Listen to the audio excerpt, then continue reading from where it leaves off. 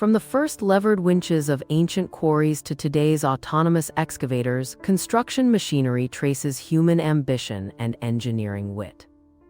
Steam shovels in the 19th century reshaped cities, while diesel giants opened distant frontiers across continents.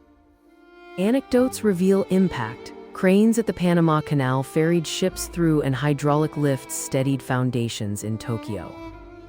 In Russia and China, massive lifters powered rail networks and bridges, while later controls boosted safety and precision.